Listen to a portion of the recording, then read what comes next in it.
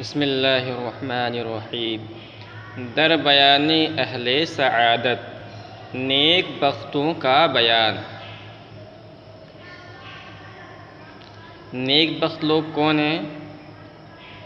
نیک بخت لوگوں کی کیا صفات ہوتی ہیں؟ شیخ فرید الدین عطار رحمۃ اللہ علیہ بیان کرتے ہیں۔ کہتے ہیں شد دلیل نیک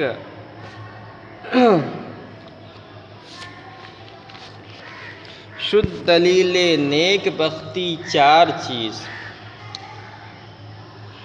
ہر کہیں چارش بود باشد عزیز۔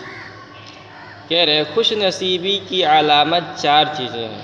نیک بختی یعنی خوش نصیبی، تو کس انسان کو ہم کہیں گے کہ یہ خوش نصیب انسان ہے، اور کس انسان کے بارے میں ہم کہیں گے کہ یہ بد نصیب انسان ہے، بدبخت انسان ہے؟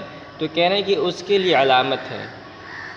نیک بخت انسان اور بدبخت انسان کو ان کی صفات کے ذریعے سے پہچانا جائے گا، ان کی علامتوں کے ذریعے سے پہچانا جائے گا۔ شد دلیل نیک حجتی نیک بختی چار چیز، خوش نصیبی کی علامت چار چیزیں ہیں، ہر کہیں چارش بود باشد عزیز۔ جس میں یہ چاروں موجود ہوں وہ صاحب عزت ہے، وہ عزیز ہے یعنی عزت والا ہے۔ کیا کیا ہے؟ پہلی چیز ہے اصل پاک آمد دلیل نیک بخت، نیس بد اصل سزائے تاج و تخت۔ تو اصل پاک، اصل کے معنی جڑ کے آتے ہیں، اور پاک کے معنی پاک کے آتے ہیں۔ تو یہاں اصل پاک سے مراد ہے اچھے نسب والا ہونا، شریف النسب ہونا، اچھے خاندان سے ہونا، یہ مراد ہے۔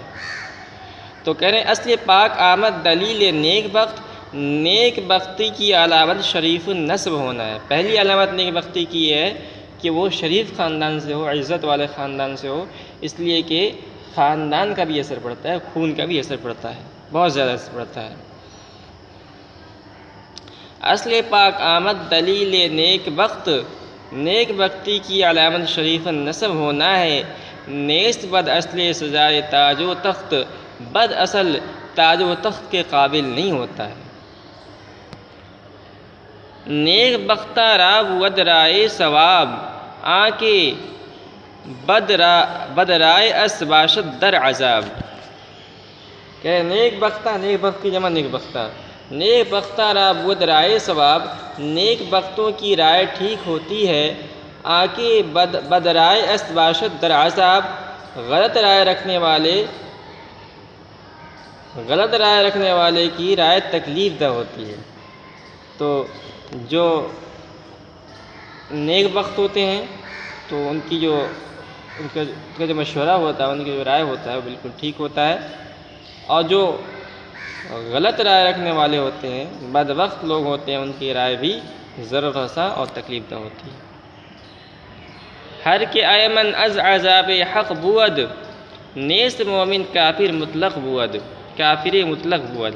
کہہ رہے ہیں عذاب خداوندی سے بے خوف شخص، ہر کے ایمن از عذاب حق بود، ہر وہ شخص جو خدا کے عذاب سے بے خوف ہو، نیست مومن کافر مطلق بود، مومن نہیں ہے وہ کافر مطلق ہے، یعنی قطعی طور پر، یقینی طور پر کافر ہے، جو اللہ کے عذاب سے بے خوف ہوتا ہے۔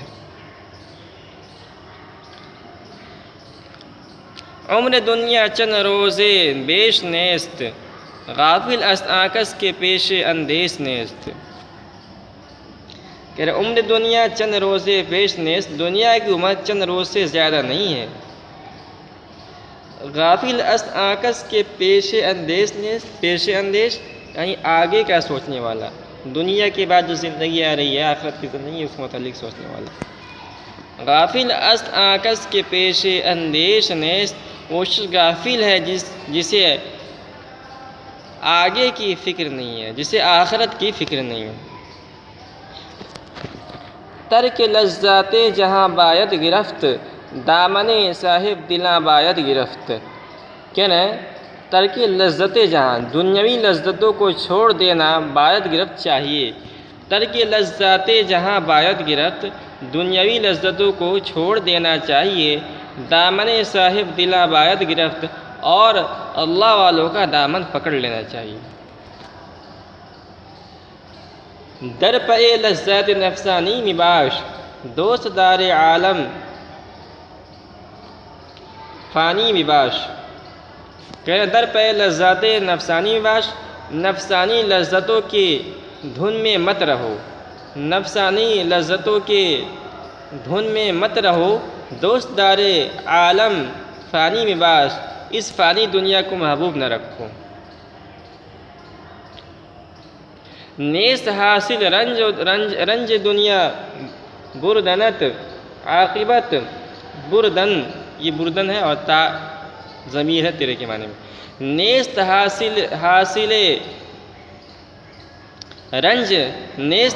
رنج دنیا بردنت، عاقبت چومی بباید مردنت، یہ مردن سے ہے اور تا ضمیر ہے۔ تو کہہ رہے ہیں دنیا کے فکر میں مبتلا ہونے کا حاصل کچھ نہیں ہے۔ نیست حاصل رنج دنیا بردنت، بردن لے جانا، حاصل کرنا، دنیا کی فکر میں مبتلا ہونے کا کچھ حاصل نہیں ہے۔ عاقبت چو می بباید مردنت، آخر کار تجھے مرنا ہے۔ از تنت چو جاں رواں خواہد شدن، خاک اندر استخواں خواہد شدن۔ کہہ رہے ہیں جب تیری جان کنی کا وقت آ جائے گا، از تنت چو جاں رواں خواہد شدن، جب تیری جان نکلنے کا وقت آئے گا، جب تیری جان کنی کا وقت آ جائے گا، روح نکلنے کا وقت آ جائے گا، خاک اندر استخواں خواہد شدن، اور ہڈیاں خاک میں ملنے والی ہوں گی۔ مر ترا اس دادنے جاں چارہ نیست، راہ زند جزے نفس کے امارہ نیست۔ کہہ رہے ہیں مر ترا اس دادنے جاں چارہ نیست، اس وقت تیرے لیے جان دینے کے علاوہ کوئی چارہ نہیں ہے۔ جب موت آ جائے گی تو کون روک سکتا ہے موت؟ رہزن جزے نفس کے امارہ نیست، تیرا رہزن تیرے برائیوں پر ابھارنے والے نفس کے علاوہ کوئی نہیں ہے۔